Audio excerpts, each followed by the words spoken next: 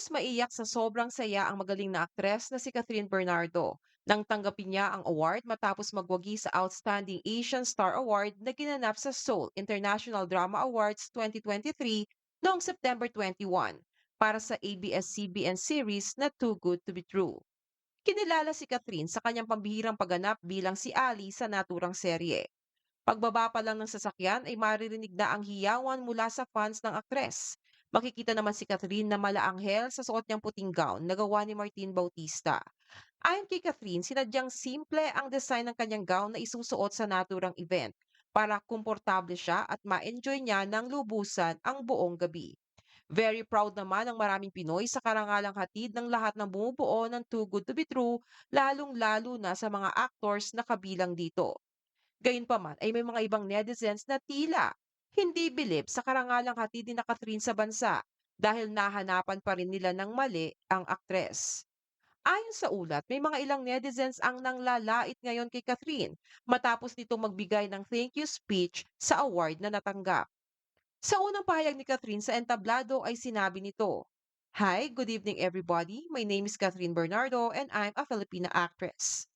Kasunod nito ay sinabi ni Catherine na una pa lang niyang malaman ang tungkol sa naturang nomination sa kanyang pagganap mula sa prestihiyosong award-giving body. Iyon pa lang ay ikinukonsider niya ng panalo. Pero ang kanyang presensya noong gabing iyon para personal na tanggapin ang award kasama ang mga kaparehas niyang awardees ay talaga namang nakaka-overwhelm sa pakiramdam.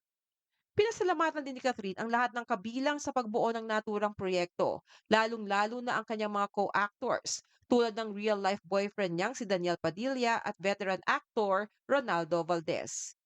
Pero nang makita ng bashers ni Catherine na may kodigo ito sa kanyang thank you speech, kung saan ay binabasa nito sa kanyang cellphone ang mga sasabihin, ay sinabihan siya ng bashers na mali daw iyon. Hindi daw dapat nagkokodiko kapag nagsi-speech ang isang tumatanggap ng award. Narito ang mga komento mula sa bashers ni Catherine. Dinaan sa kodigo. Of course, walang utak yan eh. Ha ha ha, first time ako nakakita ng may kodigo sa isang awarding. OMG talaga? Agad namang ipinagtanggol si Catherine ng mga fans na nakakaintindi sa kanyang ginawa. Tama lang daw na isinulat ng aktres in advance ang mga dapat pasalamatan sa kanyang thank you speech para walang makalimutan na dapat bigyan ng credit sa success ng kanilang serye. Madalas daw kasi sa mga ganong pagkakataon ay may mga taong nakakalimutan pasalamatan na maaari magdamdam. Kaya hindi mali, kundi tama lang daw ang ginawa ni Catherine. Sa kabilang banda, dahil sa overwhelming success na tinatamasa ngayon ni Catherine Bernardo, gaya ng sunod-sunod na box office hits ng kanyang mga pelikula at serye. At ngayon ay ang pagkilalang iginawad sa kanya sa Korea ay di maiwasang maikumpara sa kanya si Liza Soberano. Nakamakailan lang ay umamin na gusto niya ring sumikat sa Korea bilang artista.